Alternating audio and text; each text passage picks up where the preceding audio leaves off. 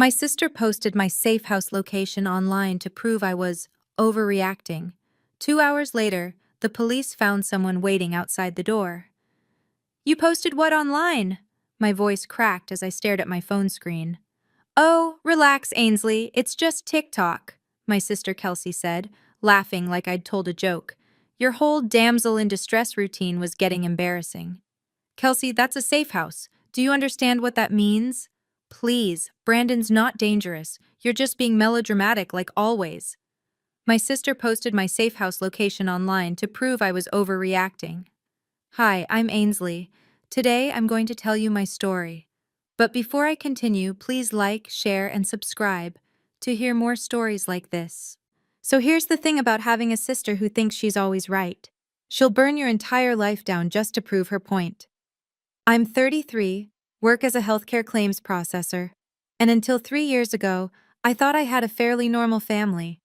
My younger sister Kelsey is 29, works in influencer management, and has always been the star child. Our parents, Linda and Warren, own a successful landscaping company and have always favored Kelsey because she's bubbly and outgoing. Translation: she's loud and never admits when she's wrong. I met Brandon Hartwell 4 years ago at a medical conference fundraiser. He was a medical device sales representative, charming, attentive, always knew exactly what to say. We got serious quickly, maybe too quickly. He moved into my townhouse after 7 months, and that's when the mask started slipping. Ainsley, why didn't you text me back immediately? He'd demand. I was in a meeting, Brandon. I can't always respond instantly. A meeting with who? Was Derek from the accounting department there? It's a staff meeting. The entire team is there. This became our daily reality. He needed constant updates on my location. He'd show up at my office unannounced with lunch. My coworkers thought it was romantic at first. I knew better after the fourth time he interrogated me about why I was laughing with my colleague Andrew by the break room. Then the financial control started. Brandon convinced me to add him to my checking account for emergencies. Within 6 weeks, I noticed charges I didn't recognize: expensive dinners, designer clothes, electronics I'd never seen. Are you seriously accusing me right now? He exploded when I asked about a $700 charge. I buy things for us, Ainsley, or are you too selfish to see that? The emotional manipulation was exhausting. He'd punch holes in the drywall next to my head during arguments, then break down crying and apologizing, swearing he'd never actually hurt me. The cycle repeated weekly, then daily. I started documenting everything, photographing the damaged walls, keeping a detailed journal of his threats and outbursts, recording dates and times. Not audio recordings, just meticulous written records. My breaking point came 8 months ago. Brandon got fired from his medical device job for harassing a female coworker. He blamed me, said I'd made him paranoid about other women. That night, he grabbed my phone and hurled it across the room, then shoved me hard into the entertainment center. I felt something snap in my ribs. You're making me do this, he screamed. Why do you always push me? I didn't push anything. I just existed, and that was enough. The next morning, while Brandon was at the gym, I grabbed my passport, birth certificate, and laptop and drove straight to the police station. I filed a report and got an emergency protective order. The officer connected me with a domestic violence advocate named Simone Richardson, who helped me find a safe house through a local shelter program. Your location cannot be shared with anyone, Simone emphasized, her brown eyes serious. Not family, not friends, not on social media. This address is what keeps you alive. I understand, I whispered. The safe house was a modest 2-bedroom apartment in a quiet complex in Sterling Heights, about 40 minutes across town. Basic furniture, a small kitchen, everything I needed to start over. Simone arranged for my mail to be forwarded to a P.O. box downtown. I took medical leave from work, citing health reasons, which was entirely true. I had 2 cracked ribs and bruising that painted my torso purple and yellow. I called my parents to tell them I'd left Brandon and was somewhere safe, but couldn't share details yet. My dad, Warren, actually sounded concerned. Are you all right, sweetheart? Do you need money? Anything? I'm okay, Dad. I just need time. My mom Linda's response was different. Are you certain you're not blowing this out of proportion? Brandon always seemed so polite when we met him. Mom, he sent me to urgent care with cracked ribs. Well, relationships are complex, honey. Maybe you both need couples counseling. Classic mom, always deflecting from uncomfortable truths. But Kelsey's reaction genuinely shocked me. She called 3 days after I'd moved into the safe house. So, you just abandoned him without even trying to fix things? Kelsey, he assaulted me. I have cracked ribs and… Okay, but what did you do to provoke him? You can be pretty cold sometimes, Ainsley. I couldn't believe what I was hearing. Are you seriously blaming me right now? I'm just saying you always play the victim. Remember when you claimed that guy Cody was stalking you in college? That turned out to be nothing. Cody had followed me to 4 different classes and waited outside my apartment. Campus police had to escort him away. But Kelsey had convinced our parents I was exaggerating for attention. This was her pattern, dismissing my experiences to maintain her position as the golden child. I'm not having this conversation with you, I said, and hung up. Over the following weeks, I focused on healing. Simone checked in regularly, helped me file for a permanent restraining order, and connected me with a therapist named Dr. Nina Castellano. The therapy sessions helped me understand that Brandon's behavior wasn't my fault, that I hadn't provoked anything. Meanwhile, Brandon was spiraling. He'd started posting on Instagram about how I'd abandoned him during his darkest hour. He created this elaborate victim narrative, painting himself as the wronged party. Some mutual acquaintances believed him. I didn't care. I was safe, and that's what mattered. Then Kelsey launched her campaign. She'd text me daily with unsolicited advice about healthy communication and the power of forgiveness. She'd send articles about couples therapy, as if therapy could fix someone who'd violently attacked me. I stopped responding, which only made her more aggressive. You're being absolutely ridiculous, Kelsey texted one afternoon. Brandon came by Mom and Dad's house yesterday. He seems genuinely remorseful and really wants to work things out. My blood ran cold. He came to their house? Did they let him in? Well, yeah, he wanted to talk about you. He's really torn up about everything. I immediately called my parents. Why are you entertaining Brandon at your house? I demanded. Linda sounded defensive. He just wanted to talk, honey. He seems very apologetic. He has a restraining order. He's not supposed to contact me or my immediate family. Well, technically he didn't contact you, Warren interjected. He just wanted to explain his perspective. I wanted to scream. My own parents were entertaining my abuser because they couldn't handle confrontation. I documented this violation and informed Simone, who contacted Brandon's probation officer. He received a formal warning, and my parents got angry at me for causing problems. But Kelsey took it to a whole new level. About 7 weeks into my stay at the safe house, I started noticing things. A silver Honda Civic that seemed familiar kept appearing in the parking lot. Someone had left a note on my windshield saying, "I see you." I reported everything to Simone and the police, but without concrete evidence, they couldn't take action. Then one afternoon, I was collecting mail from my P.O. box when I saw Brandon's black Ford Mustang drive past, slowing down as if searching for something. My hands started shaking. He couldn't have found me randomly. The safe house was 45 minutes from my old neighborhood in a part of Sterling Heights I'd never visited before. Someone had told him.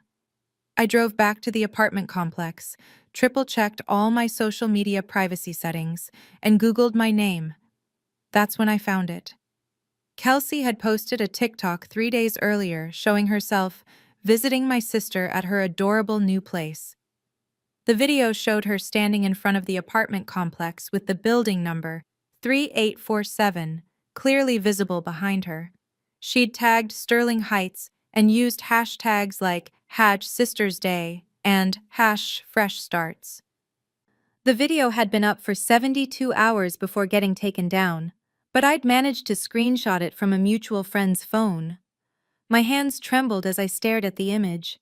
She'd literally broadcasted my safe house location to her 42,000 followers. To prove what?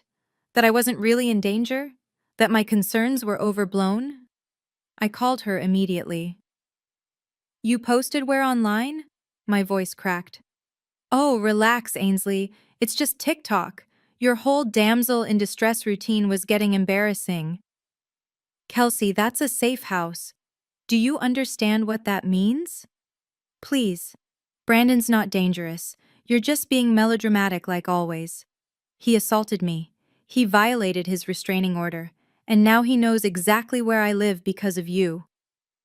Oh my God, you're so paranoid. I barely showed anything. You showed the building number and tagged the neighborhood. Are you insane? Whatever, Ainsley. Maybe if you faced some consequences, you'd stop making everything about yourself. She hung up on me. I immediately called Simone, who contacted the police. I had to emergency evacuate that night.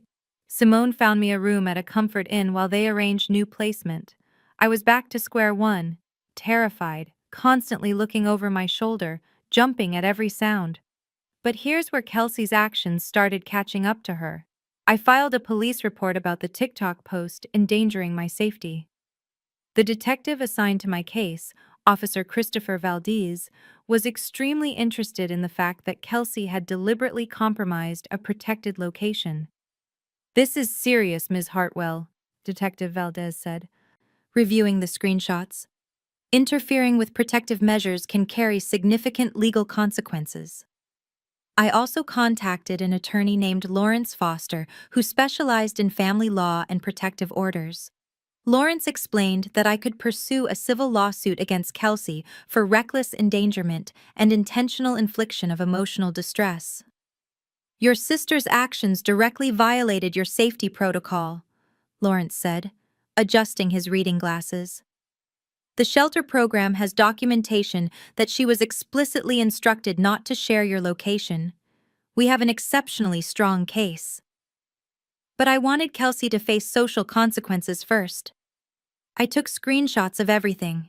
Her TikTok post, our text conversations where she dismissed my safety concerns, her messages defending Brandon. I compiled them into a comprehensive timeline showing her deliberate actions and their devastating consequences. Then I posted it all on Facebook, tagging mutual friends and extended family members. I wrote, "This is what happens when someone values being right over their sibling's safety." My sister posted my domestic violence safe house location on TikTok to prove I was overreacting. I had to evacuate in the middle of the night because my abuser found me. This isn't family, this is endangerment. The response was immediate and overwhelming. Friends I hadn't spoken to in years commented their support. Kelsey's own friends started questioning her judgment. Our parents' landscaping business clients saw the post. Several commented that they were horrified by the family situation.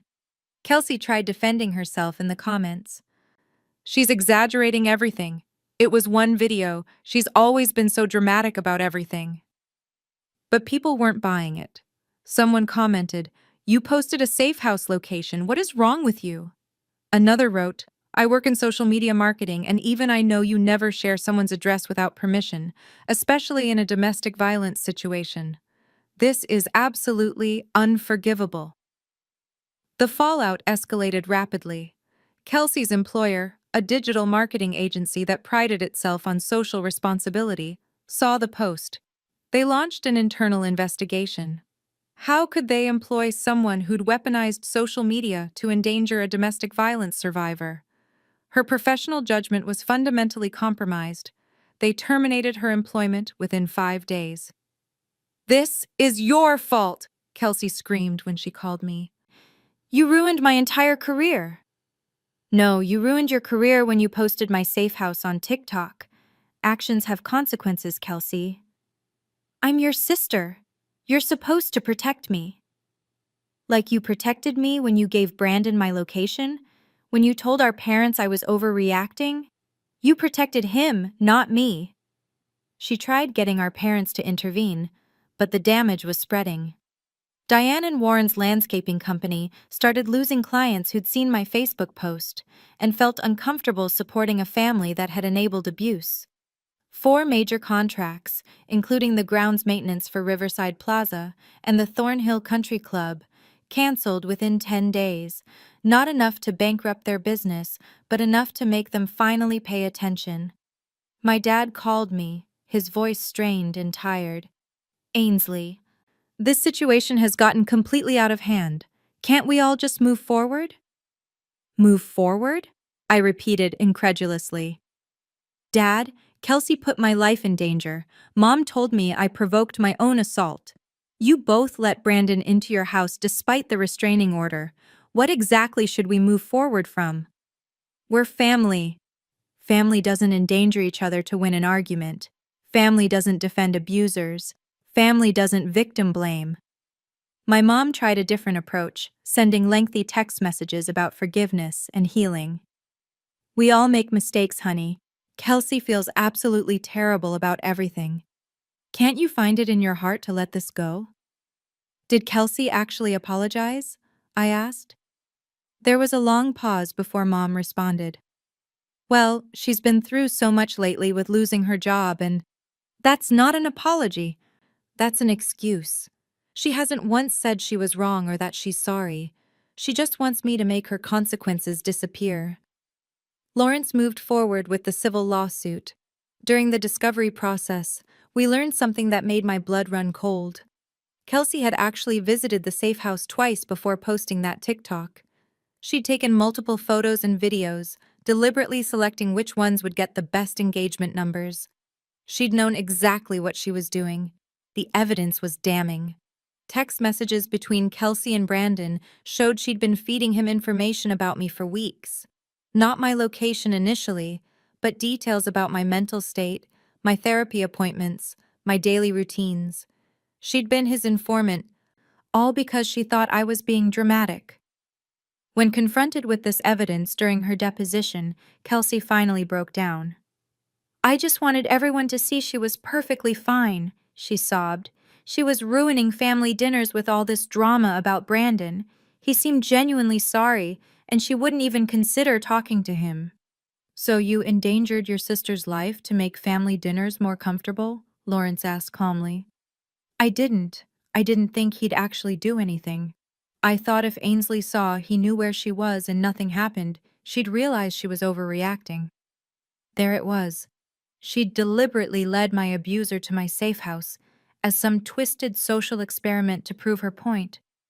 The judge was not impressed. The civil lawsuit resulted in a substantial judgment against Kelsey, $68,000 for emotional distress, my relocation costs, increased security measures, and legal fees. She didn't have that kind of money after losing her job, so she had to sell her Mazda CX-5 and move back in with our parents. Her social media presence, her entire career foundation, was destroyed. Nobody would hire someone who'd weaponized TikTok to endanger a domestic violence survivor. Brandon, meanwhile, faced his own reckoning. The restraining order violations, combined with evidence that he'd been stalking me, resulted in actual jail time. Brandon received 14 months in county jail. Not years, but enough to make him understand that actions have consequences.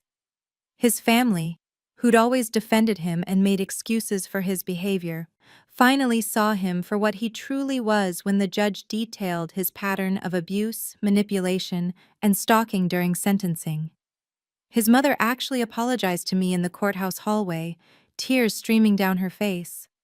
As for me, I'm in a new safe location that absolutely nobody in my family knows about. The address doesn't exist in any records they could access. I returned to work after 4 months, and my employer's response genuinely surprised me. They'd actually promoted me during my medical leave, making me a claims department supervisor with a significant raise. Your attention to detail and documentation skills are exceptional, my manager said during my welcome back meeting. We want you leading the team. Simone helped me connect with other survivors who'd experienced similar family betrayals. There was an entire support group of women whose families had endangered them, dismissed them, or sided with their abusers. Knowing I wasn't alone helped tremendously. Dr. Castellano continued working with me on establishing boundaries and recognizing that my family's dysfunction wasn't my responsibility to fix. She helped me understand that choosing myself wasn't selfish, it was survival. I haven't spoken to Kelsey in 19 months. She sends occasional texts, never apologizing, just complaining about how difficult her life is now. She's working as a barista at a Starbucks, still living with our parents, still playing the victim. I don't respond. She made her choices, and I'm not responsible for the natural consequences of her actions. My parents try maintaining contact, but it's superficial. They want the appearance of a happy family without doing the actual work of accountability. Warren still makes excuses for Kelsey, saying she made a mistake. Linda wants me to attend family events to support your sister through this difficult time.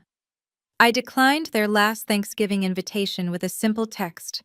I'm supporting myself through my difficult time, the one your daughter created. Maybe focus on why she thought endangering me was acceptable. They didn't respond.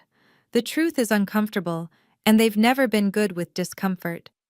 I'm rebuilding my life on my terms now. I have friends who actually support me, a career that values my abilities, and a therapist who helps me process everything. I'm even dating again, slowly, carefully, with clear boundaries and acute awareness of red flags. I'm learning that being alone is infinitely better than being with people who hurt you. Kelsey's current situation is entirely her own making. She lost her career, her independence, and her reputation because she valued winning an argument over her sister's safety. She chose to prove a point instead of protecting family. Those consequences aren't punishment I'm inflicting, they're the natural results of her choices. Sometimes people ask if I'll ever reconcile with my family. The answer is no. Reconciliation requires genuine accountability, and they're not capable of that. They want me to forget what happened so they can feel better about themselves. But I remember everything, and I refuse to set myself on fire to keep them warm. I'm not the victim anymore. I'm the survivor who refused to let toxic people define my worth. Last month, I got certified as a peer advocate through the Domestic Violence Prevention Program. I now volunteer twice a week, helping other survivors navigate the system that once seemed so overwhelming to me. When I meet women whose families don't believe them, who are being pressured to give him another chance, who are being told they're overreacting, I see myself 3 years ago, and I tell them, your safety matters more than anyone's comfort. You're not crazy, you're not dramatic, you're surviving. Simone told me I'm one of the best advocates she's ever worked with because I understand both the system and the emotional manipulation that keeps women trapped. My new apartment is on the 3rd floor of a secure building with a doorman. I have plants on my balcony, succulents and herbs that I actually remember to water. I adopted a cat from the shelter, a orange tabby named Waffles who greets me at the door every evening. These small, ordinary things feel revolutionary after years of walking on eggshells. I've started saving money for the first time in my life. Brandon had drained my accounts, but now I'm rebuilding. I have an emergency fund. I'm contributing to my 401k. I'm planning a trip to Portland next spring with some friends from work. Sometimes I still have nightmares. Brandon breaking down my door, Kelsey posting my address, being trapped with no way out. Dr. Castellano says this is normal, that trauma doesn't disappear overnight, but the nightmares are becoming less frequent. I saw Linda at the grocery store 2 weeks ago. She pretended not to see me, turning her cart down a different aisle. I felt nothing, not sadness, not anger, just nothing. That's how I know I'm healing. Kelsey tried reaching out last month through a friend, asking if we could meet for coffee to talk things through. I declined through the same friend. There's nothing to talk through. She endangered my life to prove a point, showed no remorse, and has never once genuinely apologized. Some bridges, once burned, should stay burned. The final court hearing for Brandon's case was last week. He received an additional restraining order that extends for 5 years. As he was led out of the courtroom, He looked at me with what I can only describe as entitlement, like I'd somehow wronged him by pressing charges, by refusing to disappear quietly. I held his gaze until he looked away. I've learned that protecting yourself isn't selfish. Setting boundaries isn't cruel. Refusing to accept abuse isn't dramatic. It's survival. If your family member deliberately exposed your safe location to prove you were exaggerating, would you ever be able to trust them again? I know my answer. It's the same answer that lets me sleep at night, that lets me build this new life, that lets me look in the mirror without shame. No. And I'm finally okay with that.